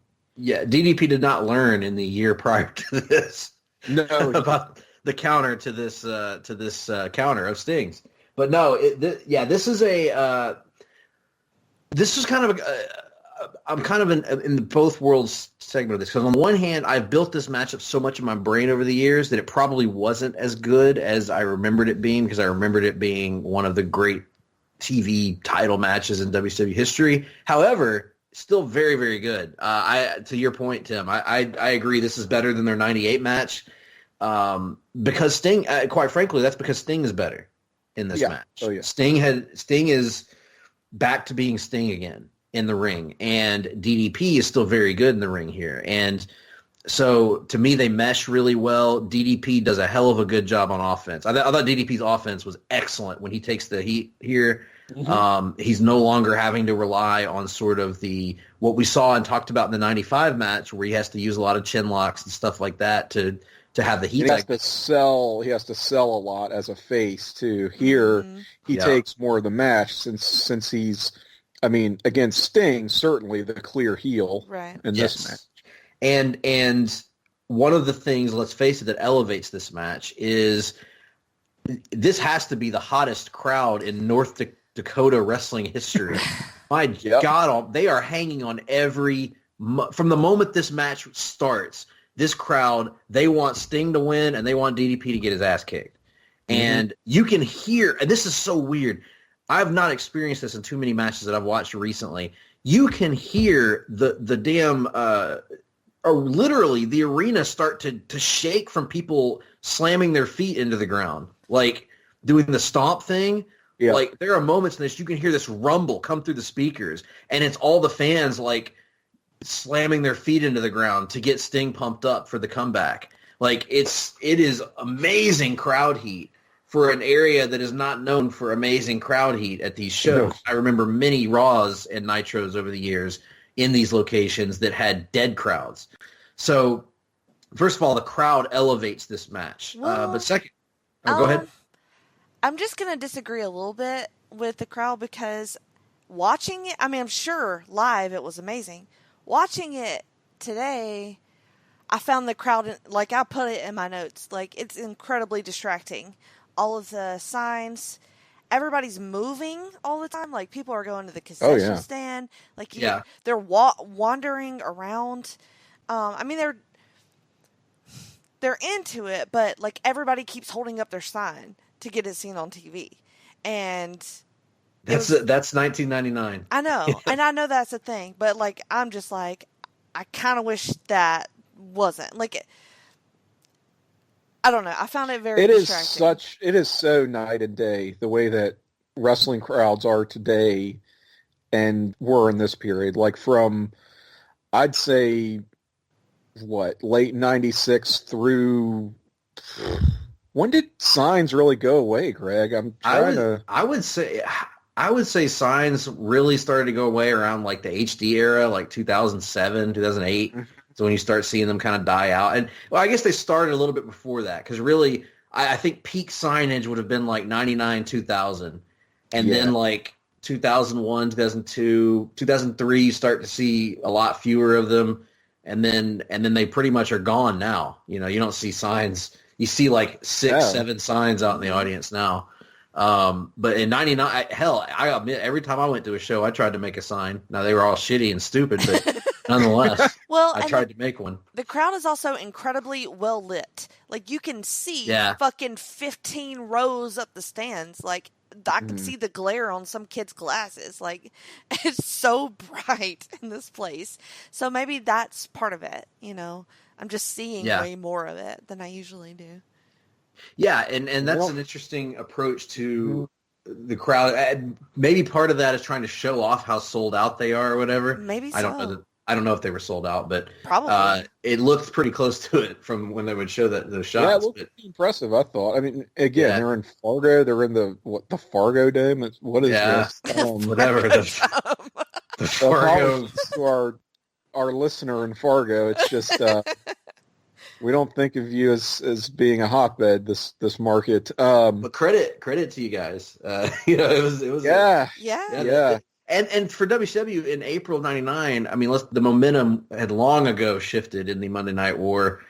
We did not know how far it had shifted. I think there's still hope if you're a WCW fan in April of '99, and yet More so than ever. This was sort of a good month for them. Yeah, they had one of their best pay-per-views of all time. You know, we didn't know how bad that double turn was going to turn out to be, and that there would be no follow-up to anything. We didn't know that we were about to get Macho's Harem and Sid and Rick Steiner in main events. We didn't know any of this at the time. I mean, they had a shitty January, a shitty February, a shitty March, a really good April, a shitty May, a shitty June, a shitty rest of the year. Yeah. So but by God, they had April. They had April. Uh-huh. But anyway, so but I thought this match, you know, there are a couple times where it slows down a bit when they kind of brawl up the aisle a little bit, and you know, you do get a moment where Sting gets to show a little personality again, where he's talking trash to DDP, something he wouldn't have done the year prior. Yep. And then again, some really cool sequences here with a really stiff clothesline too from DDP at one point, where they're kind of doing a little do-si-do spot where they're, you know, Sting ducks the one clothesline, turns around, and this was kind of a DDP signature. Yes. Sting ducks the first clothesline, turns around, and Page just decapitates him with a clothesline. Yeah, I always loved that spot. Me too. The power bomb from DDP at one point in this match, if I remember correctly. He does a great sit-out power bomb. Yeah, I always loved his kind of gut-wrench sit-out power bomb deal. The best spot of the match, and I think you guys might agree, and it got the loudest pop of the match, is the tombstone reversal sequence. Holy shit. Oh, my God. Amazing. Oh, so reversed.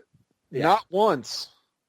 Twice. They were yes, and see, the tombstone reversal is a signature Sting spot that he had been doing since 1991 at the latest. But this is a twist on it that he had never done, that I had never seen before this match, which was the double reverse, as you mentioned it, where, like, you know, it starts looking like it's going to be the tombstone. DDP counters out of that, gets him up, and then Sting counters that and picks him up and spikes him with the tombstone, and that crowd comes unglued. Yeah, they do. Like, people jumping out of their seats. What a great spot. And before that, we get Sting hitting what is known in Japan as the Ganso bomb. Yes. Damn near breaking DDP's neck with the, I don't know, I still don't know if that was a miscommunication or what went on there. There's a little bit of talking between them right after that. But Sting gets him up for a pile driver, but instead of pile driving him, drives him straight down on his knees with the Ganso bomb. And I remember at the time watching this match live, the internet blew up about that. Like, we were just, holy shit, Ganso bomb. So, crazy spot there. They're just killing each other at this point. DDP gets the advantage with a low blow again. Second low blow of the match. Gets him in the corner. Tries to take him out with the diamond cutter. Sting blocks. Tries to take him out again. Sting blocks again. Tries to take him out. Sting slips his hand over him. Nails him with the Scorpion Death Drop and a beautiful counter. Crowd loses their shit. Sting wins the World Heavyweight Championship. Great moment. Awesome moment. We'll talk about the follow-up after this segment. But amazing moment for WCW here. Great match, title match, finishing sequence. I thought, as a Sting fan, I was elated at this point. And I thought this was a stellar job by DDP of, it took him no time to settle back into the role of the heel and carrying his end of this match. You can question whether that heel turn should have really happened. But I think that his execution of it was really, really strong. And these two just had really great chemistry. They meshed very well together. Yeah. And I mean, that, and the ring work here, is maybe the best I would say definitely the best we've seen of the matches discussed tonight. That tombstone reversal sequence, they make it look so easy. Yep. And I know that is incredibly difficult to pull off, not just once, but twice. And just to have the confidence you're not going to fuck it up. Yep, the core strength required, and the fact that they still make it look like they're fighting for it, you know, which is another thing. It's not like, okay, we got to brace ourselves for it. It really takes a lot of strength to do that. And these guys are getting up there in age, let's face it. DDP starts wrestling at 35. That's what, in 1991? We're now 8 years later, so he's in his 40s. Sting probably is too, or close to it at least, you figure. And this type of stuff they're doing. So they definitely still had something in the tank and still had something. Sting had just turned 40 at that point. Mm. So, yeah, they were both north of 40. Imagine, DDP, he kicks out of both of those tombstones. So, like, I would consider that overindulgent, and they really shouldn't be doing this sort of thing. It's just too long. It's too much finisher spamming, too many kickouts. It's too extra. I mean, just pin the guy. If you hit the guy if you drop the guy on his head, you should just pin him. Yeah. I mean, that should be it. What are you doing, Sting? Yeah, I mean, I agree completely. He goes for the Scorpion Deathlock twice, and DDP gets out of it twice. Mm-hmm. Too much.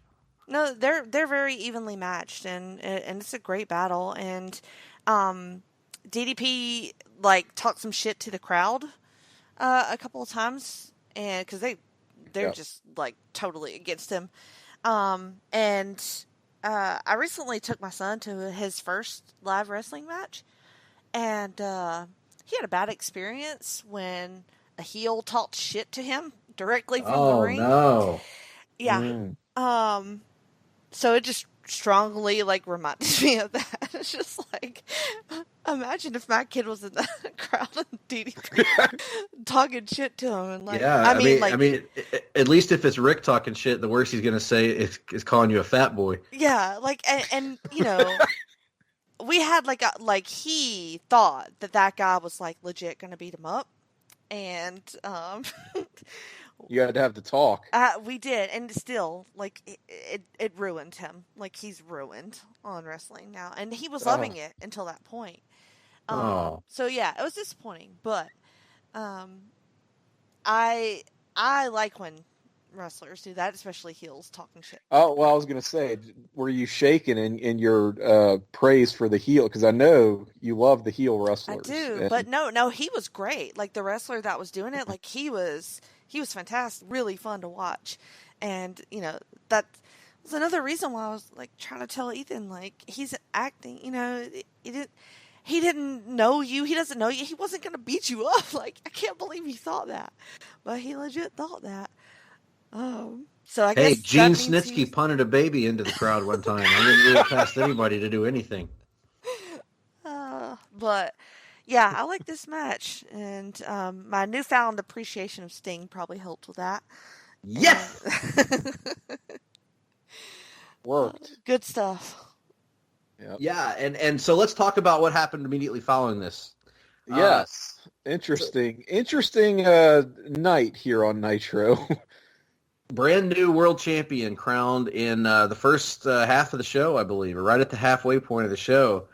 Right. Huge moment, you would think. That why would this not be the main event? I mean, my gosh, you just got crowned a new world champion. Well, that's because it's not the only world championship match we're going to get this night. No. Is it, Tim? No, because our main event is going to be a title defense now by Sting, the new champion of just about an hour ago, in a Four Corners match against, oh God, let me see if I have this right, Goldberg and Kevin Nash and the man he just defeated, DDP. Oh, shit, I didn't watch this one. What the fuck? This is after, by the way, they had already announced Sting versus Goldberg for Slamboree, which, by the way, would have been a great matchup. Would have been hey, your two biggest stars, we're trying to beat the WWF, trying to get some momentum back. Let's put our two biggest stars in a world title match. And they still wrestled. They still did it, but it wasn't for no title. Yeah. So, which kind of spoils what happens here. So they do this four-way match, trying to pop a rating, I guess. Two title matches on the same night. And at the end of this match, who walks out with the world championship? Diamond Dallas Page. Fucking really? Yes. Yep. So wins it back. Shit, I gotta watch that. And which deflates the crowd, and which pisses off your viewing audience, which you just tricked into thinking, by God, finally a babyface gets something good to happen to them in WCW. Nope. Just kidding. back to the heel. And this is after, of course, the finger poke of doom a couple months earlier. It was just heel after heel for WCW, and poor Sting after this would not win the world title again until the fall when he would turn heel. He was actually not allowed to turn heel. The company decided he turned heel, but the fans did not. One of the most had enough failed heel turns of all time. Because everything that they have him do that they're supposed to boo, everybody cheers him for doing it. Right. Because he should have done it like a year before. Yeah, I know. It's like he kicks Hulk Hogan in the balls. Yeah. He kicks Ric Flair in the balls. Yeah. Wearing everybody out with that bat. Yeah. I will just say, as watching this live, which I did watch the show live at the time, as the DDP mark that I was, I kind of loved it. So I can understand. He loses the title, and I was like, oh, man. So they really weren't. It was all just a transitional thing to get the belt off of Flair. They weren't ever really going to give DDP a run. Now we're going to do Sting, and who knows what happens. Just felt kind of typical WCW guys holding the belt. And then all of a sudden, that main event, he wins the shit back. And I'm like, it was still pretty transparent to me as a 15, 16-year-old, whatever, that it was to pop a rating, like you said. It was an interesting ratings ploy that they pulled here with this 1-2 punch of 2 title changes within the same show. But, man, it worked for me because it was 2 big matches on free TV. Both of them, the Four Corners match wasn't anything great, but it was still a big match with a decisive outcome with 4 top stars. So I don't know. It all kind of worked on me, being the WCW mark, being the DDP mark that I was back then. Too bad for Sting, but whatever. He'll have his day again. I was on board with DDP now in his second. All of a sudden, now he's a two-time WCW champion. Oh, by the way. They will disappoint me more throughout the year as they make it quite clear that he is going full heel, and I did not want to see a heel DDP at this time. Like, as good as he is at that character and getting it to work, I thought it was bad timing to turn him when they did, especially with all the other stuff going on in that main event scene. Well, turning so many people and flip-flopping them. It's I just pulled up the Monday Night Wars ratings comparisons, and because I was curious what they were doing in this era, and it is so sad to watch the collapse over the course of '99. They peak on February 8th. They're unopposed, and they do a 5.7 rating. The next week, they're down to 3.9. Then they rebound with 4.8, 4.3, 4.4, 4.3. So they're doing really well still, even though, Raw is getting ridiculous numbers at this point, like 6s and stuff. But still, over 4 is still an amazing number. So then you see it, they're still holding steady with a couple of dips here and there, holding steady at 4, 3, etc. And then you hit mid-April and the ratings just collapse. You go from a 4.4 on April 12th, and it drops the next week. And on this episode, you do a 3.9, and the week after this, 3.4. So they've dropped a total of over 2 ratings points in the last 2 months at this point. Not good. And unfortunately, they never recover. Yeah. Ugh. So, this is kind of a turning point then, ratings-wise. It sounds like they were already headed in a down direction. Yeah, they're already going down, but yeah, they dip after this, and then I want to say, they never.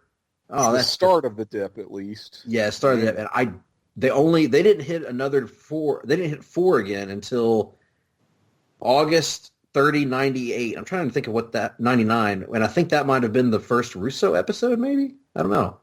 Something had to have happened to pop the wouldn't have been until October. Yeah, okay. Something happened on 8/30/99 that popped them back to a 4, and then 30/99. And then 9/6/99 they do a 4-1. It might have been when Brett came back. You know what? You may be right. And then it drops way back down after that. And then they never hit. I'm pretty sure they never hit a 4 again. No, they didn't. That was the end of the 4s. But nonetheless, I don't care about ratings. I just care about the quality of the content that we saw here tonight, guys. The Diamond Dallas Page, the growth of Diamond Dallas Page from scumbag heel that tries to shut down Johnny B. Bad by slashing his tires to the babyface that fights from underneath and battles against the Macho Man, to the guy that's sick of it all and he's sick of being held down, who takes the world championship but then has to relinquish it to man called Sting, only to win it later in the night. Amazing. I make no apologies about my DDP markdom. I've always loved the guy, and I feel like he's kind of gotten the last laugh because he was not one of those internet darlings during his time. He sure wasn't. He got a lot of heat. Unfair heat, by the way. Unfair heat. Bunch of bullshit. And people questioning his integrity, thinking, his whole positivity routine was all an act. And he's just glad-handing people. And, well, look who's still standing. Yeah. And it ain't Mark Madden. No, it's not. Man, he's one of the rare just feel-good stories in wrestling. How many genuine feel-good stories are there of wrestlers, especially from the 90s? Not many. Not enough. Yeah. And here we are talking about matches that this guy had in the 90s. We watched a match that he had in 2020 just a few weeks ago. And you know what? It was kind of good. Yeah, he didn't look bad. He's stayed in great. He's helped a lot of people too. He's done so much to help other wrestlers and other people from his era and from other eras. Even today, current young wrestlers are turning to him for advice and for help. And I think that's really cool. He had the gimmick of the People's Champion in WCW, and I don't think that's the only similarity between him and The Rock. In some ways, he's similar to The Rock in that he's a positive, from WCW guys, of a guy that made a success of himself outside of wrestling, and in a positive way that has managed to bring a sort of the sort of energy that he gave people as a wrestler. He's been able to translate that into another medium, and his form has been, of course, DDP yoga and all that stuff. He's done such a great job of being that sort of shining example that not all of the wrestlers from WCW ended up disasters, So credit. He didn't get burned by wrestling. It wasn't really even a case of, he survived it and got out. Like, he pretty much thrived, retired when he was no longer in a physical state where he could go, but managed to have kind of a hell of a comeback through this miracle of yoga, I guess, and is now, as you said, giving back to the industry, still very much involved in the industry. And you look at Rock, he's basically out. He's bigger than wrestling, and for good reason, right? But I think it's extraordinarily unlikely that we ever see a Rock wrestling match again. Right. As much as he might like to do it, I think there are too many things working against that. Yeah. So I guess what I'm trying to say is Diamond Dallas Page better than The Rock, clearly. Oh, no doubt. Obviously. Bigger box office attraction. No doubt. and far better insults. Oh, yeah. Much better trash talker. I have to find at some point the promo on Thunder where Stevie Ray was the only wrestler I remember that called DDP out on the scum thing, because he does this promo on Thunder at one point and he goes, "Man, I'm not even waiting for DDP to get out here. I know what he's gonna say. He's gonna say Stevie Scum Ray. That's all he's gonna say." And I lost it at that time. I remember this was the day where kids would go online and go into chat rooms to talk about wrestling. That's I remember right. the people in our chat room were particularly enjoying that Stevie Ray promo. Yep, probably all over the RSPW news group too. Yeah. And which is a perfect segue because my selection for our upcoming episode is none other than Stevie Ray. I'm kidding. I'm not picking Stevie Ray. That's for later. On that one. That's for a later time. But I guess it is my turn, right? Yeah, to select an individual or a match or something along those lines. A concept, if you will, a person, a theme, whatever you want to do, man. Well, along those lines, and I always hate to waste a pick, but I like to shake things up a little bit too. You know, we've done singles guys recently, we've done tag teams recently, we've done a cruiserweight recently.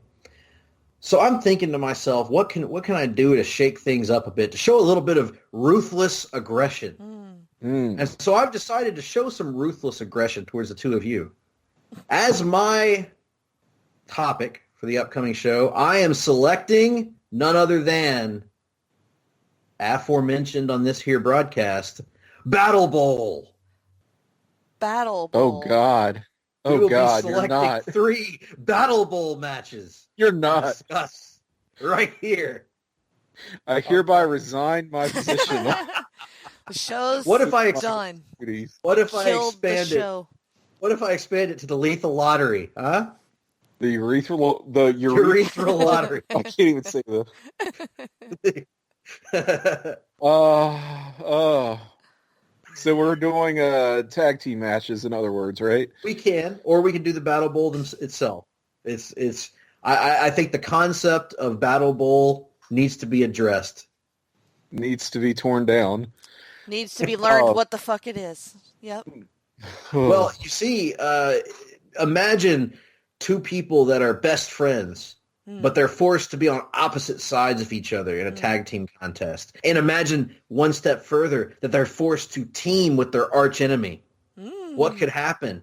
And then if they win, they get entered into a battle royal with a bunch of other random people. And the winner of this battle royal gets a ring that they can wear. And imagine that there's 12 of these matches per show. What the fuck? And imagine, if you will, that it's a Dusty Rhodes idea. Well, of course it is. Yeah, of course it is. Yeah. Wow. So, man, I think I liked your first choice of Stevie Ray. No, I'm excited. Single Stevie Ray matches. We can come back to Stevie Ray at a later time. I'm not qualifying myself in that. I just figure it's been a while since we've done a match concept, and WCW frankly doesn't have a lot of original match concepts that I can think of outside of War Games. So, Battle Bowl is one that maybe didn't work as well as War Games, and we can kind of talk about that perhaps next month right here on Talk'n WCW. Sounds good to me. Okay. Book it. All right. What about plugs, Greg? Anything? I don't know that you have anything that you want to plug. I have anything to plug right now. Oh my God, that makes me so sad. Well, if anybody would like to send me any money, I can give you my address and money so I don't have to work. But no, other than that, nothing that I can plug. I would just say if you want to follow me on Twitter, at gphillips8652. I tweet about wrestling and comics primarily, mostly wrestling, and sometimes video games now that I'm playing those more than I have been in years. And so anyway, give me a holler. I'll talk to you on there. Place to Be Nation Comics is still open on Facebook. We talk about stuff there. And I'm going to WrestleMania. So I will and so I will be there and going to more wrestling than my brain can probably handle. What about you, Tim? Well, you can find me on the aforementioned shows on the Jenny position that Jenny told you about. We had an episode of Talk'n Pop that just dropped recently, again on the Jenny position. That was probably our most self-indulgent probably. Not unlike an NXT takeover, but self-indulgent is a good thing I've learned from my years of podcasting. Those were our best episodes, were the self-indulgent. I feel that way, yes. Ones. Well, not to toot our own horns, but Toot, Toot, toot. So what else? This is a show that I do on Place to Be Nation Wrestling. Also, PTB NXT. Jenny told you about our second episode that recently dropped. We'll have a third coming up in the month of March. On Place to Be Nation Pop, I am one quarter of the Marvel Age podcast. We will be regrouping for the new year. Actually, we've had one episode this year already. So we'll have our second episode of 2020 coming soon on Marvel Age. You can find me on Twitter. I am at Battle Bowel Urethral Lottery 69. No. Yeah. That's right. I am at Psych 68 CYKE 68 on the Twitter machine.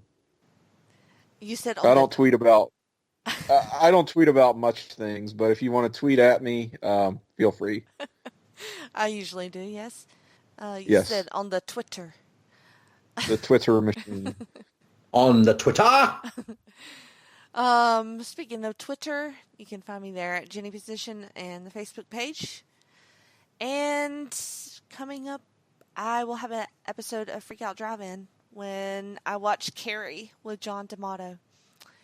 So lots of fun had on that show. And I can only imagine the jokes yes. that are writing themselves in my mind. Yes. Coming out of his mouth. I watched Carrie as well. They dumped the blood on her. She freaked out. Used her telekinetic powers and made a little bit of a mess. Yeah. All right, Randy Savage talking about telekinetic powers is kind of up there with Ric Flair talking about symbiote. Pretty much, yeah. Power, incredible power. Yeah. Oh, that's it for me. And we're done. We're spent. That's it. Take us home, Randy. We hope you tune in next month to talk about Battle Bowl. Remember that space is the place. Everywhere you go, that's where you are. Yeah.